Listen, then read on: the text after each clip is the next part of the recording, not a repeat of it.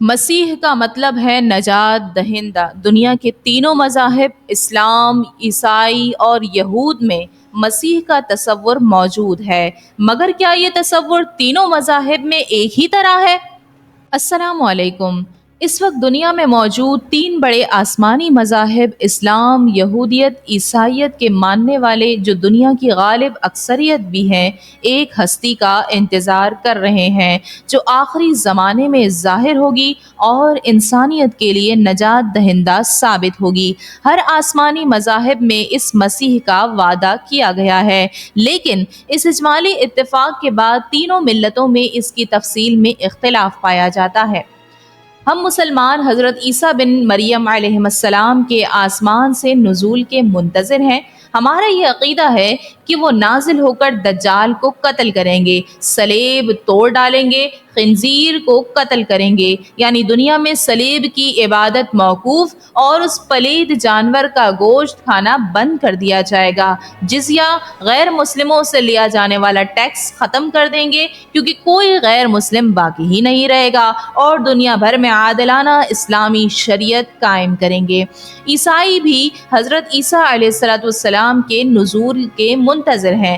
فرق یہ ہے کہ ان کے نزدیک حضرت عیسیٰ علیہ السلام صلیب میں چڑھائے جانے کے 3 دن بعد آسمان پر لے جائے گئے اور پھر آخری زمانے میں نازل ہو کر غیر عیسائیوں کا خاتمہ کریں گے۔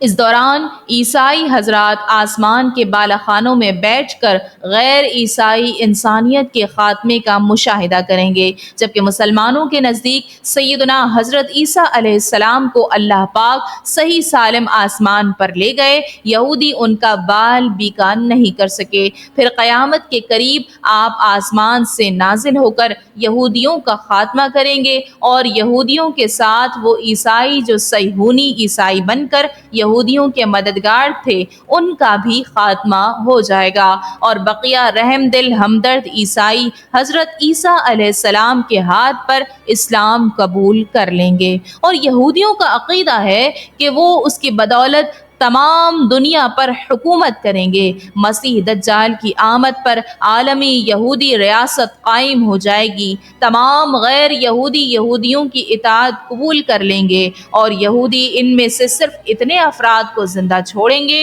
جتنوں کی وہ اپنی خدمت کے لیے ضرورت محسوس کریں گے۔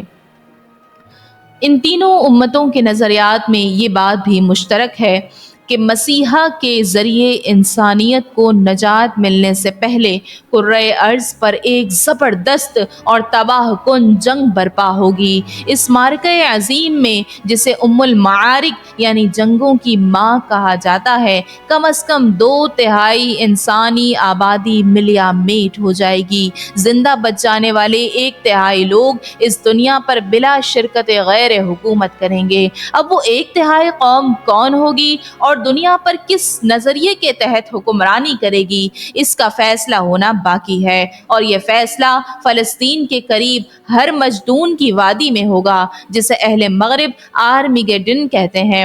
عیسائی اور یہودی دونوں اس فیصلہ کن معرکے کی زبردست تیاری کر رہے ہیں۔ صحیح یہ ہے کہ وہ کر چکے ہیں اور صرف ایک قیامت خیز دھماکے کے منتظر ہیں، جو معاذ اللہ گنبد صخرہ کے انہدام پر ہوگا، کیونکہ ان کے فرسودہ نظریات اور من گھڑت مذہبی داستانوں کے مطابق ہیکل کی مسمار شدہ عمارت گنبد صخرہ کے نیچے ہے، جبکہ جب گنبد کی بنیادیں اکھڑ کر ہیکل کے آثار برآمد ہوں گے تو مسیح دجال نکل آئے گا، اور اس کی آمد پر غیر یہودیوں کا وہ قتل عظیم برپا ہوگا، جس کے بعد غیر یہودی اور عیسائی انسانیت خصوصاً اہل اسلام کا خاتمہ ہو جائے گا، اور اہل مغرب یہودی یا عیسائی بلا شرکت غیر اس کرۂ ارض کے حکمران ہوں گے۔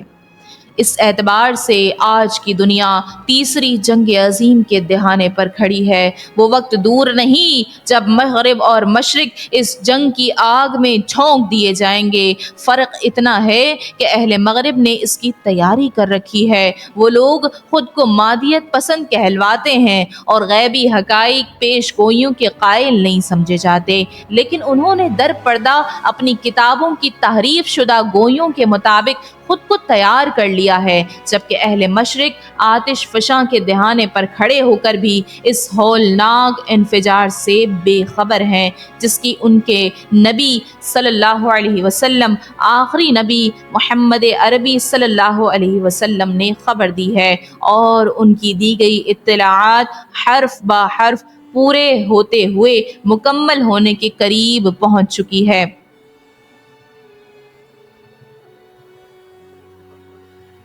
موجودہ صورتحال اور مستقبل میں امت مسلمہ کو جن حالات اور واقعات سے واسطہ پڑنا ہے، اس کی نشاندہی اللہ کے رسول صلی اللہ علیہ وسلم نے اپنی فرمودات میں کر دی ہے، اور اس کے حوالے سے واضح رہنمائی اور ہدایات بھی عنایت فرمائی ہے، بشرط یہ کہ ہم اس کو جاننے کی کوشش کریں اور اس پر یقین کرتے ہوئے اس کے مطابق اپنا لائحہ عمل بنانے کی کوشش کریں، جس کے لیے قیامت سے پہلے برپا ہونے والے فتنوں سے بچنے کے لیے ان فتنوں کا جاننا انتہائی ضروری ہے۔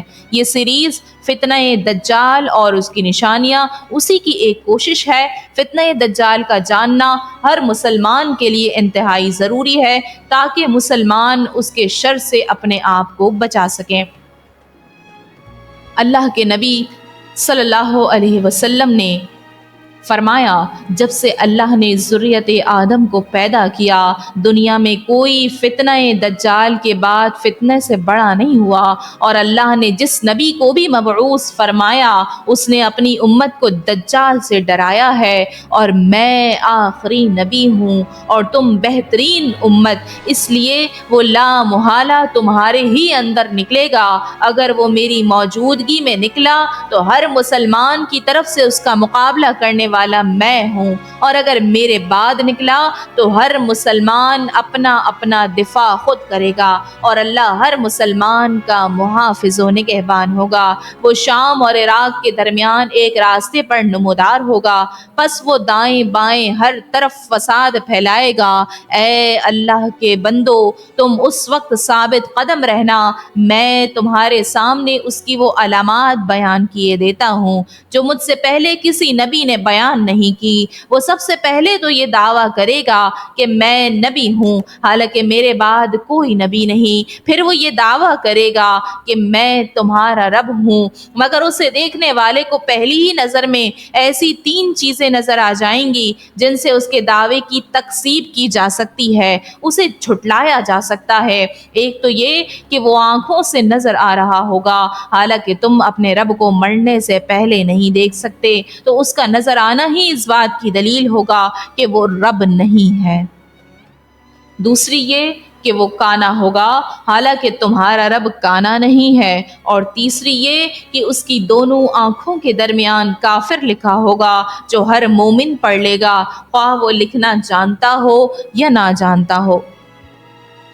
یہودی اپنے اس نجات دہندہ کا آخری معلوم نام یبل، یوبل یا ہبل بتاتے ہیں، جو ہماری اسلامی اصطلاح میں طاغوت اور بتوں کا نام ہے، اور اس کا لقب ان کے ہاں مسیحا یا مسیح ہے۔ دجال کا اصل نام تو معلوم نہیں ہے چونکہ احادیث میں نہیں آیا، یہ اپنے لقب سے مشہور ہے۔ اسلامی اصطلاح میں اس کا لقب دجال ہے، اور یہ لفظ اس کی پہچان اور علامت بن گیا ہے۔ دجال کا مادہ دال جیم لام سے نکلا ہے۔ دجال کا لفظ اس مادے سے فاعل کے وزن پر مبالغے کا صیغہ ہے۔ دجل کا ایک معنی ہے ڈھانپ لینا، لپیٹ لینا۔ دجال اس کو اس لیے کہا گیا کیونکہ اس نے حق کو باطل سے ڈھانپ دیا ہے، یا اس لیے کہ اس نے اپنے جھوٹ، ملمہ سازی اور فریب کاری کے ذریعے اپنے کفر کو لوگوں سے چھپا لیا ہے، اور ایک قول یہ ہے کہ چونکہ وہ اپنی فوجوں سے زمین کو ڈھانپ لے گا اس لیے اسے دجال کہا گیا ہے۔ اس لقب میں اس بات کی طرف اشارہ ہے کہ دجال اکبر بہت بڑے بڑے فتنوں والا ہے، وہ ان فتنوں کے ذریعے اپنے کفر کو ملمہ سازی کے ساتھ پیش کرے گا اور اللہ کے بندوں کو شکوک و شبہات میں ڈال دے گا، اور وہ یہ کہ اس کا فتنہ عالمی فتنہ ہوگا۔ دجال عربی زبان میں جال ساز، ملمہ ساز اور فریب کار کو بھی کہتے ہیں۔ دجل کسی نقلی چیز پر سونے کا پانی چڑھانے کو کہتے ہیں۔ دجال کا یہ نام اس لیے رکھا گیا کہ جھوٹ اور فریب اس کی شخصیت کا نمایاں ترین وصف ہوگا۔ وہ ظاہر کچھ کرے گا، اندر کچھ اور ہوگا۔ اس کے تمام دعوے، منصوبے، سرگرمیاں اور پروگرام ایک ہی محور کے گرد وہ گردش کریں گے، اور وہ ہے دجل اور فریب۔ اس کے ہر فعل پر دھوکہ دہی اور غلط بیانی کا سایہ ہوگا۔ اس کی کوئی چیز، کوئی عمل، کوئی قول اس شیطانی عادت کے اثر سے خالی نہیں ہوگا۔ اس کا ایک معنی ایسی مرہم یا لیپ جس کی تہ جلد پر بچھا کر بدنمائی چھپائی جاتی ہے۔ آپ اس تعریف کو سامنے رکھیں اور پھر ان خوشنما الفاظ کو دیکھیں جنہیں مغربی میڈیا، جو دجال کی پہلی عالمی پریس کانفرنس سے لے کر اس کے عالمی وقتی اقتدار تک اس کی نمائندگی کا فرض انجام دے گا، اس نے وضع کر رکھا ہے، اور ان کے سہارے اپنی خون خواری، سنگ دلی اور قتل و غارت گری کو چھپا رکھا ہے۔ مثلاً انسانی حقوق، اشتراکیت، جمہوریت، معاشی خوشحالی، معاشرتی مساوات، فلاح و بہبود کی خاطر خاندانی منصوبہ بندی، فنون لطیفہ، قانون و دستور، یہ سب الفاظ محض نعرے ہیں، ان کے پیچھے صرف سراب ہے۔ دجال کو احادیث میں مسیح دجال بھی کہا گیا ہے۔ دجال اکبر کا نام مسیح کیوں رکھا گیا، اس کے بارے میں بہت سے اقوال ہیں، مگر سب سے زیادہ واضح قول یہ ہے کہ دجال کو مسیح کہنے کی وجہ یہ ہے اس کی ایک آنکھ اور ابرو نہیں ہے۔ ابن فارس کہتے ہیں مسیح وہ ہے جس کے چہرے کے دو حصوں میں سے ایک حصہ مٹا ہوا ہو، اس میں نہ آنکھ ہو اور نہ ہی ابرو ہو، اسی لیے دجال کو مسیح کہا گیا ہے۔ پھر انہوں نے حضرت حذیفہ رضی اللہ عنہ کی سند سے رسول اللہ صلی اللہ علیہ وسلم کی اس حدیث سے استدلال کیا ہے کہ بلا شبہ دجال مٹی ہوئی آنکھ والا ہے جس پر ایک غلیظ بھدا سا ناخونہ پھلی ہے۔ پھلی عربی کے لفظ زفرتن کا ترجمہ ہے۔ یہ اس گوشت کو کہتے ہیں جو بعض لوگوں کی آنکھ کے کنارے پر اگ آتا ہے اور بعض اوقات آنکھ کی پتلی تک پھیل کر اسے ڈھانپ لیتا ہے۔ بعض احادیث میں دجال کو بائیں آنکھ سے کانا کہا گیا ہے اور بعض میں دائیں آنکھ سے، تو بظاہر اس میں تعارض کا شبہ ہوتا ہے، مگر ایک اور حدیث سے پوری حقیقت واضح ہوتی ہے کہ دجال کی دونوں آنکھیں عیب دار ہوں گی، بائیں آنکھ بے نور ہوگی اور دائیں آنکھ انگور کی طرف باہر کو نکلی ہوگی۔ تو یہ تھا دجال کا تعارف اور دجال کے نام کی وضاحت۔